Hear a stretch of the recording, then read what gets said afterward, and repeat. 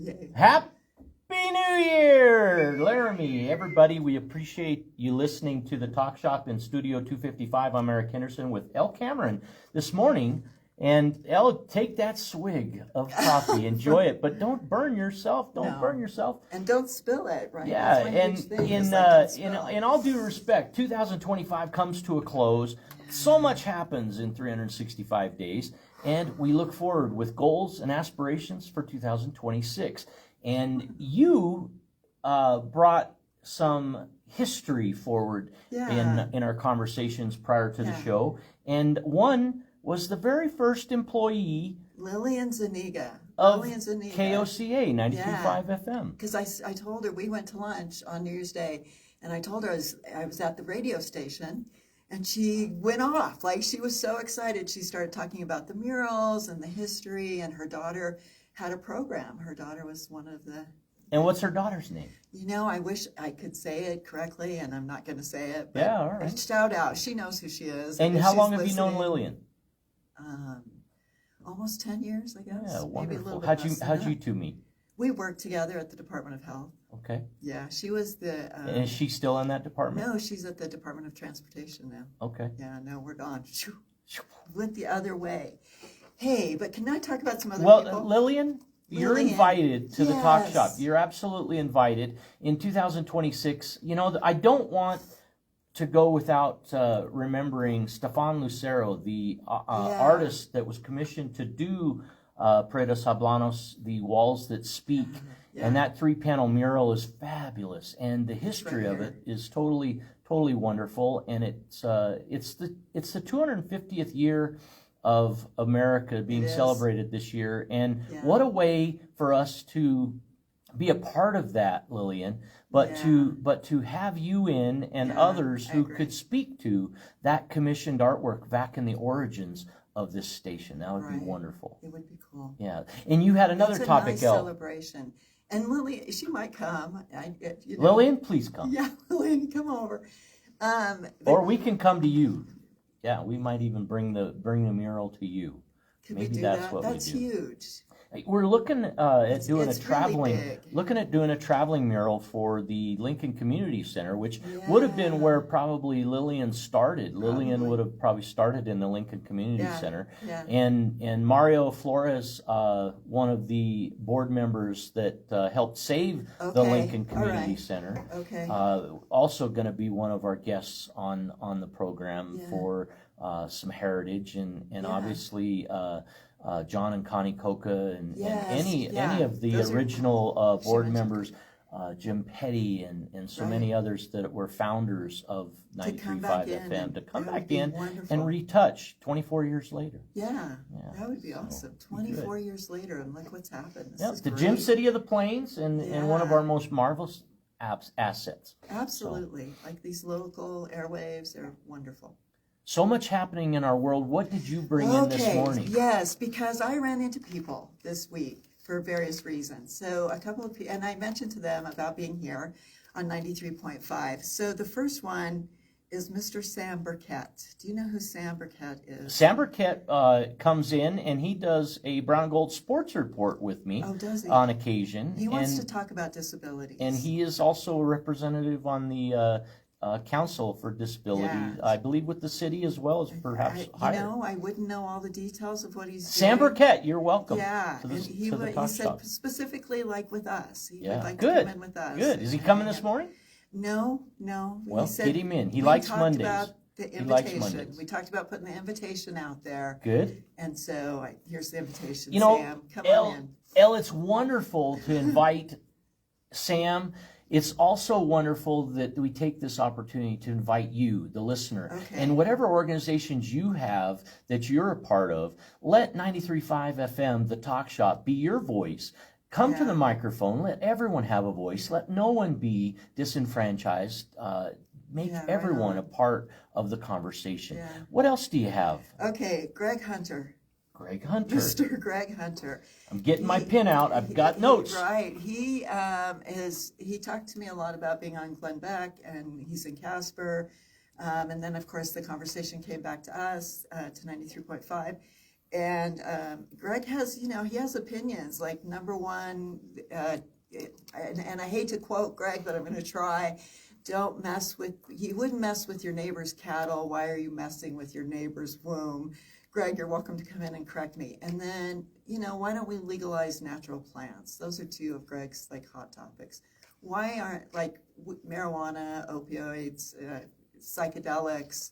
I don't know if opioids. Natural plants. Natural plants is what Greg Hunter is about. Why are they not legalized while pharmaceutical companies are making big bucks? Follow the money. That's my suggestion. Yeah, okay. But you know what? That's a great topic, and I love it. Let's do it. So that's all right. And then now these are folks that are going to come join you and I in the conversation with all of us, right? Greg might just walk in anytime yeah, we want to talk to you. Good. I don't know, but good. yeah, I like it. Yeah, all right, Greg Hunter, Sam Burkett, and all right. So I have saw this person a couple of times in the last few days, and did not know. I need to take a drink of water. Didn't, because I'm a little nervous. I did not know. So Sam, reach out to us too. We're friendly. radioworks@mail.com. The email, that's mail.com. So Sheriff Aaron Appelhans. Love it. Yeah. We have some questions that we're not getting answers to through the public domain.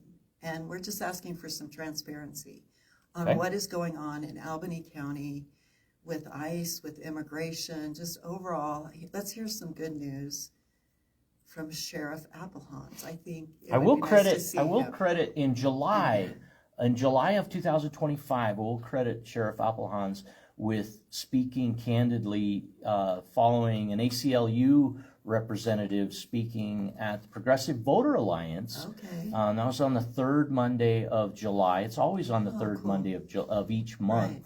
And guests will come in. There'll be 2 5-minute speakers in that format, and then there'll be 2-minute speakers. That at? And that is always at 1402 Gibbon Street, Yeah. the Universal Unitarian Free Church there. And it's a wonderful Nice opportunity of them to do that. to do that. It's a 7 p.m. engagement, and it's very respectful of your time, folks. It's an opportunity to not only become aware of so many topics, but ask a few questions as well that might be personally concerning to you. Lisa McKinney spoke, was a speaker. Carly Provenza, Representative Provenza's a speaker. And Lisa Kinney would another invitation. Would love to have her come on. Same with Carly. the Find out what's happening. We probably won't get anything because the legislators are. and this week's an important week in the legislature as budget type stuff comes on the and This is it, right? It's starting today. Public comment this Friday. And if you're interested, we posted on the Talk Shop via Joseph Kibler, candidate for Wyoming governor for 2026. Right, yeah. He shared a very important link, I thought, and an introduction that this week is a budget important week in the legislative process, and as such, public comments. Your opportunity to speak on anything you're concerned about that would influence our state, and that is this Friday. I think you've got to get registered as a speaker who wants to speak. So you must put yourself on a list, and you do that through the Legislative Services page, and all the links are at the TalkShop.com. Nice. Yeah, Okay. Talk Shop on Facebook, and we will republish those, freshen those, and highlight those. Probably pin them to the top of the page for you to reference this week, as that is critically important. When does the governor give the State of the State address? That'll I don't know either. I'll need to get back to you on It's because I do not today. know. I don't know. And it could well be Oh my today, gosh. but Maybe Brett Glassel. I'm thinking it's next Monday, but I'm not sure. Okay. I'm not positive. So Yeah. when it comes to what you expect from incoming visitors, I love the list. Sam, Greg, and Aaron, Yay. Sheriff Appelhans, Lillian. Yeah. Wow, that's a 4 power pack of 4. Yeah. It is. Any others that come to your mind? Lisa McKinney, you're Lisa invited, McKinney. and Allie just Grossman. because we didn't Allie name Grossman. you specifically, Allie. I want to remind everybody I had positive scheduling conversation with Todd Fieser, the new City of Laramie manager, the city manager. All right. He was interim, and then on or about the 14th of December, he was affirmed as the city manager for Laramie by City Council. That. And there seems to be a definite positive swing in the community with Fieser taking the helm. Yay, so good. We hope to have regular get-togethers with all in the community who wish to be a part of the program. This is like word of mouth on steroids radio. Okay. That's what they say. That's what they say. I'm going with that. So, Elle, what takes you through? What's most memorable in 2025 for you? Oh, crap. What stands out? Being on the show. That's a highlight, huh? Yeah, that's nice it. softball. That's right off. Good. Yeah. Good. It's thank right you up for there in that. 2025. I'm glad you're having fun with things. it. You are having fun with it, aren't you? I am. I think really, yeah, I am. Good. Why not? Now, when I think about what's gone on with the program as you've joined it, variety, uber powerful, and perspective, not mine. I love that. Okay. Thank you. I genuinely appreciate that, and I thank you for taking the invitation and bringing it forward. Our first conversation in the 2024 election campaign cycle, and it's we blossomed met at the 4th since of then. July. We met at Freedom Has a Birthday. And Freedom has a birthday before that, huh? Yeah, that was when I first met you. Well, I appreciate your follow up with that and your willingness to do the program. How was, as we're in 2026, this election year? 2026 already. What do you find intriguing in possibility this year? I'm scared. Aren't you scared? We just took the Venezuelan president out of his home. What did you think of his invitation to come and get me? I didn't. Okay, tell me about this. Well, I've seen clips, now out of context, mind you, but I've seen clips where he's at a speaking opportunity and essentially is calling the administration, come and get me. I'm right here, you cowards, and says exactly that. And we did. Apparently we did. Taunted us, and we reacted. I mean, power to power, I guess, is what came to be. But there's bigger questions at hand here with the influence of Russia and Iran. Well, it's illegal. What he did was illegal. And where do you determine what's legal and not legal? See, I came prepared. Where do you do that? All right. Ultimately, what is our nation founded on to determine what's legal and not legal? So first off, it's a blatant violation of sovereignty. Like, you can't just, if every leader we were kind of bullies, is what you're saying. Yeah, well, yeah, right. Okay. If every leader that we don't like, we could just walk in and take them out. Why is Trump still in office, right? Like, if you don't like somebody or they taunt you, that's enough reason. The origins of thinking for assassination is that? Well, I would hope that we would not go that far, but right. Yeah, absolutely. Like, we just don't like you, so we're going to walk in and, ooh, you said something we don't like, so now we're going to hit you in the face. My most memorable event in the 2025 was the assassination of Charlie Kirk.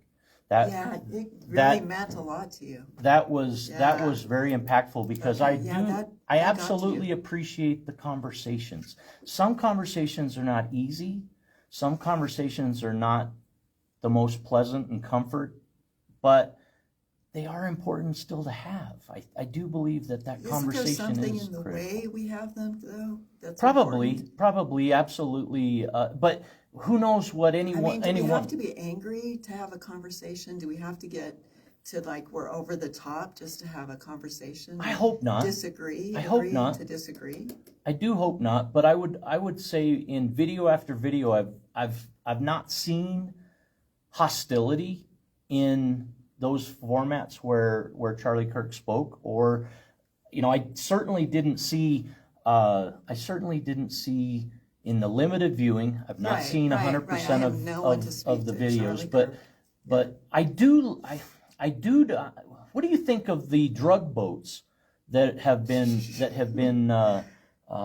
I think I was shot out of the on water one and of those and like, is there reportedly coming to the United States? What do you I think think I of? was on a drug boat in like the 1990s. Right? Were you? Partying? Right. And you hope that never Right. happens. Maybe Right. You're right. You're out on a boat. Well, just because If we're tracking, I guess my question about the boat Right. situation is Right. if you're tracking them and and you have this intel that the boats are departing port. Now we seem to have intel, Okay, reportedly all right. by Let me Trump's listen to statements, this. Yeah. that we have intel, great information, beautiful information, terrible information, that drugs are on these boats coming to the United States, and in that. Why don't we intercept them at the shores versus blowing them out of the water? Some people ask that. I don't know. Well, you can't. You have to wait till they get into international If they waters, get in. Well, no. I'm saying if we know all of this great intel, why don't we wait and arrest them with probable cause at the United States deal versus blow them out of the water? Right. I guess. And the Drug Enforcement Agency does that, right? The FBI It would seem to me that nobody would. else is involved except the drug It would seem to me that would be agency. a logical way to go about it. I mean, gosh, Right, how no. many satellites do we have that are tracking movement and Right, stuff, right. and we can No, tell I so think much. it was a show of military might. That's all it was. Look at how powerful we are. But keep going. You said the sovereignty. What else? Oh, is yeah. concerning about the action? Well, it's from your actually an act perspective? of war, and even the New York Times editorial board labeled the strike illegal and unwise. New York Right. source. Go Okay, ahead. the U.S. government argues that Maduro is illegitimate and therefore not protected by head of state immunity. But legitimacy is not something one nation gets to unilaterally decide for another. What do you think? Under international law, sitting heads of state cannot be arrested by foreign governments, even when accused of serious crimes. He is the leader. He was elected. He's a legitimate leader. He was elected. And that would lead us to. He's as legitimate as Trump. Would that lead you line of to? legitimacy? So you don't believe that Trump's the legitimate president of the United States by Okay, that now statement? let's stay with Venezuela. Okay, the other thing that Trump just said is that the U.S. is going to manage Venezuela for now or take over. But the vice president in Caracas is saying, no, you're not. I'm here. I'm the vice president. I'm ready to step in. You cannot come in and manage Venezuela. And That's an invasion. And is that a female that's the vice president Yes. existing? Yes. And should be there for the apparent. Right. Yes. Okay, gotcha. But And So now the he's Trump's invaded. and Trump's response to that is, do we know that? I have not heard Trump's I response. think this if I morning. heard it correctly, it is that the legitimacy of that whole administration. That's what they're playing, whether right or wrong. That's Right. what they're playing is on the legitimacy of that It's- entity. Right. So there's somebody else that there's another woman that has the support of the United States purportedly through the Trump administration to assume Okay. the role. That to Okay, me I is don't know, that but to me okay. is an appointed leader of Right. a country One more from an person outside will do entity. whatever to- That does seem complicated to me. Right. What if China did that to Taiwan? We'd be all over that. If It'd be so China hard. if Russia is trying to do that to the Ukraine. any country Right. tries that to America, right? Right. Now, right. so Yeah, but an any other international court is we've different. got sovereignty and what else? So it is Legality, right. sovereignty. And even NATO. Right. So Has NATO made a statement about this? I don't think so. I don't think so either. What is NATO going to say when one of the main United States, Russia don't make comment? What is NATO going to say? I don't know. If NATO had, I don't know. I hate to think about NATO. Like, North what's Atlantic Treaty Organization, right? Right. What's going through my head is how much power and authority does NATO have right now? Right. We're not in NATO, right? Trump's pretty much not a part of NATO. Putin's not a part of NATO. Those are the two major powers. I don't know is China. I really don't know. And we haven't completely pulled out of NATO, have we? Probably not. No. I mean, we still have our toe in the water, so that by convenience we can come back in when we want to, right? Okay, if the U.S. can enter another nation without consent, remove its leader by force, and justify it by declaring that leader illegitimate, then the entire post-World War II system of sovereignty becomes optional. And if sovereignty becomes optional, then no nation is safe, including ours. That's me. So one of the other threads that I've seen is this is not about power, it's about oil. It's about resources. It's about natural resources, right? What do you? So there was a barge. Oil. We don't need Venezuela. There was a barge, like a huge barge, big barge. Yeah. The United States seized control of that ship. Yeah. And so Trump was asked by the press corps, "What are you going to do with it?" And his two-word answer: keep it. Keep it. Why? And we got plenty. And I don't know if it's about Venezuela's oil. Trump continued on with commentary that maybe we'll do this with it, maybe we'll do that with it, and one of the things was to add it to our strategic reserves or whatever. Well, basically, we broke their economy by stealing their oil. And it's certainly when you can address most conversation topics in politics. Yeah. You can really do the same in business, and it's follow the money. Follow the money, right? Yeah. Now, what is the damage to the United States when it comes to the drugs that come in from Colombia, Venezuela? What is that? What is that damage to society? Our youngsters that are on the streets. What are those? Isn't that the number one responsibility of government in the United States of America is founded on protection of the citizens? Okay, then why are we spending billions of dollars to take a Venezuelan oil tanker when we could be using that same money to why do we give $7 billion to Yemen for this, or why do we do anything? Right here in Wyoming, why do we do anything abroad? 38,000. Please check. We're buying influence worldwide, aren't we? We're short 38,000 homes. Aren't we buying influence worldwide? So are we buying influence? Isn't that what America's trying to do? We're using brute force. Well, we're also using economic. Well, we're strangling ourselves. Well, and we do it at the expense of the American taxpayer, don't we? You and me? Yeah, you and I paying taxes, right? Yeah.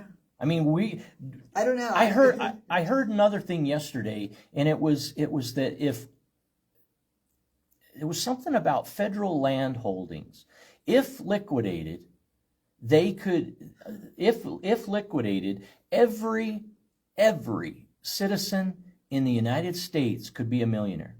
Now, I have not vetted that out and followed that thread, but I thought, well, that's intriguing. Why would every citizen in the U.S.? Because the value of the federal lands held, economic value. Okay, all right, I hear you. Are like 3 times, could not only pay off the trillions of debt that our country have, but could also. And who are we? So make, if we sell it, if it was liquidated, we could. We the American citizen could be millionaires. Who's going to buy it? That wasn't part of the thread, Elle.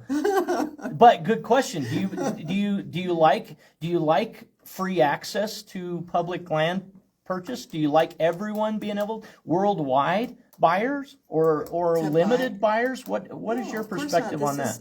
This is sovereign land. This is land that belongs to the U.S. government, so it shouldn't be sold. And to China. Who owns the U.S. government? Who owns the U.S. government? Yeah, we the people? Do we own it? Should we own it? Did we buy it? But we do it? We bought it with our souls. Did we create it? We bought it with freedom. We bought it with our veterans. I don't disagree with that.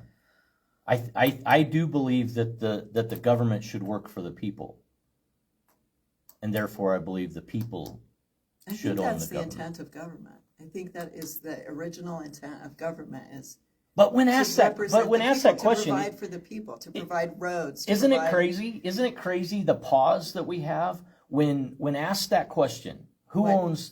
owns the government? Right. It means It's sounds kind of like God. it's kind of like, gosh, are we owned by some other country? Are we owned by some other influence than the people of the United States of America?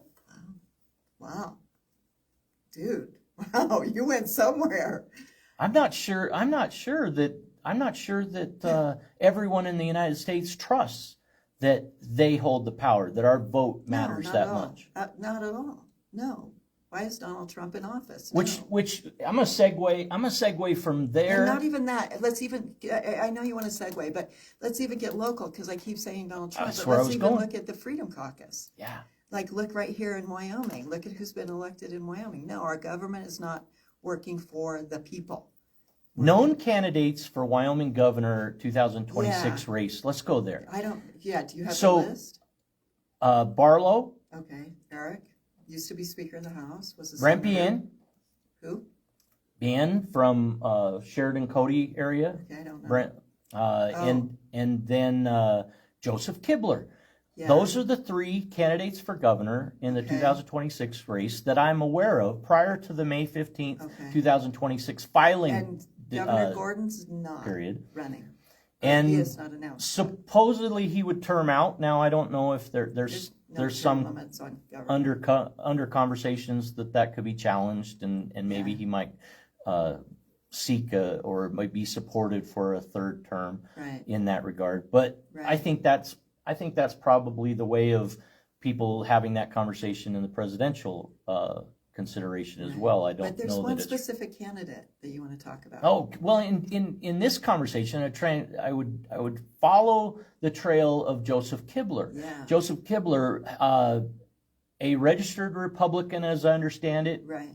in his original pursuit pre-January 2025, seeking gubernatorial nomination Yeah. from the Republican ranks, Yeah. has left candidacy as a Republican Right, and is right. seeking a write-in Right. Right. nomination Right, to be absolutely. governor. I Now, like it. I like it. as democracy goes, it should Yeah. be completely doable, right? Right. Absolutely. Especially for the primary. Like, let's see what he can do in the primary. Now, the write-in itself presents, if you misspell somebody's name, that won't be a considered That's valid a great vote. point. Yeah. to So really put you're that out there. contending with American education, Wyoming education, and your campaign's success And we in have getting faith people in Wyoming education that you you have- will know how you to have spell faith, this yeah. person's name. penmanship, right? Right. Even you don't even have to write though. we You don't type teach it in. people cursive anymore, right? What's going on in our world? But anyway, don't teach- Kibler has this perspective, and it seems to Okay. be validated. You've Yeah. heard Yeah. validation of the Yeah. perspective that a split vote Yeah. could win and prevail. Well, I think that the the best- importance of write-in is democracy. I think it shows Love that that. we are a democracy because you can write anybody's name in. And and that in and of itself demonstrates democracy. Isn't it too difficult to get varied interests on the ballot? Isn't it too difficult to be a named entity on the ballot? I mean, shouldn't Kibler, Cameron, or Henderson, or anyone else be able to declare, file appropriately, and not have to succumb to a two-party system in Right. order to That's- make yeah, the ballot? Exactly. I mean, Exactly. and why are we the people not pressing that more? Why do we not do that? Do we not feel influence? What does our vote not matter? Where do we put the vote? I mean, Well, I think I like what Kibler is doing theoretically, yeah. but I think from a candidate's perspective, I told him directly I've concerns about this for the very reason I stated, Yeah. just to get people to spell your name correctly. I learned Right. during the voter initiative efforts Right. regarding property tax matters in 2025 and 2024 that in order to be a qualified petitioner you need to have it exactly as your name is listed on the voter roll. Right. I'm a registered voter, and I don't know if my middle name's on there. I don't know if my middle initial's on there. Okay. And so that becomes important. Now, if I'm a carrying, Also if I'm becomes a barrier. It becomes a barrier. Right, to running. Why won't you run? Well, but I like you, Elle. I like it as a fundamental piece of democracy that is possible. You're right. You should be concerned that the name is going to be printed or typed in correctly. But if you're going to be out there campaigning anyway, you might as well be campaigning to spell your name correctly.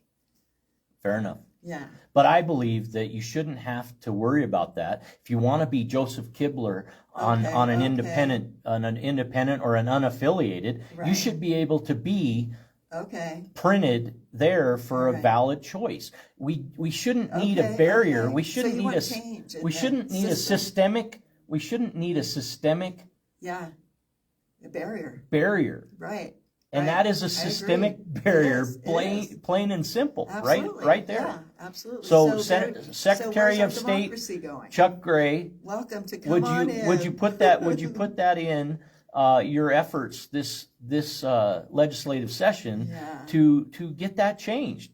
He's focused on other things now. He's already left the state. He's moving to DC. He's announced his candidacy. Is running ads for his replacement effort of Lummis. Or no, see, Harriet Hageman's going for Lummis. vacated. Senator Lummis really did something to Wyoming politics when she just said she wasn't running for anything. That might have been a 2025 powerhouse story. I know, that was smart of her. Now, will she run for governor? Cynthia for a long time. I don't think that's her intent. I think she's honestly done. Full retirement. She's done. But I don't know. Maybe she will run for governor. It certainly I is. certainly wouldn't mind if she did. Certainly still on the possibilities, right? Yes, isn't it? And we haven't heard otherwise. But now that she's not running for Senate, Hageman is. No yesterday is not no today. Right. Wait, say that again? No yesterday is not no today. No yesterday. No today is not no tomorrow. No today is not no tomorrow. Right? You never know in politics. Right.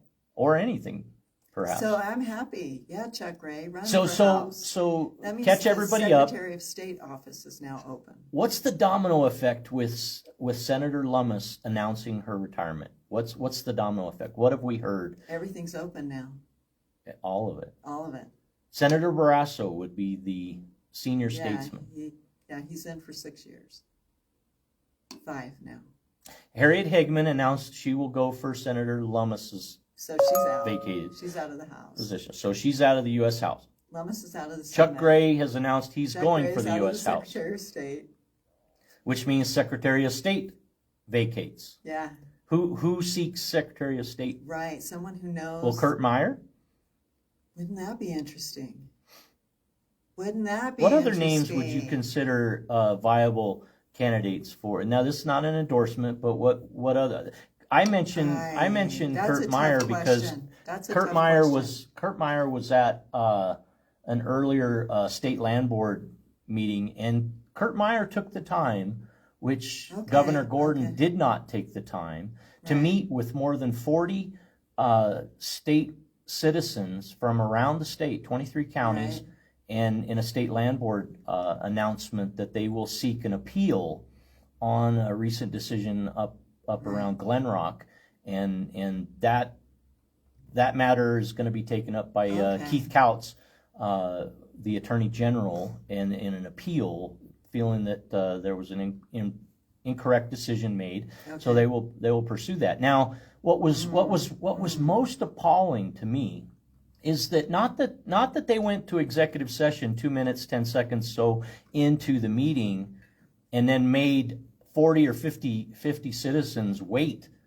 50 minutes before convening again, and then immediately taking a motion for adjournment without any public comments being accepted on anything regarding the state land. Period. Nothing. Now they could have they could have asked that no comments be made on this topic or another topic, but Right. this gets back to whose government is this? And if Attorney General is appointed by the governor, Yeah. and the governor nor the Attorney General care to hear the citizens' Right. viewpoints, who do they work for?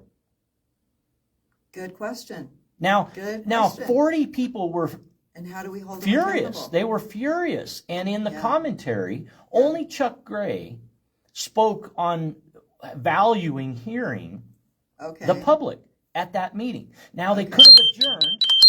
They literally could have adjourned. And in the adjournment, gonna take a break and come back in a moment after I answer this alert, and we'll get back to you in a moment.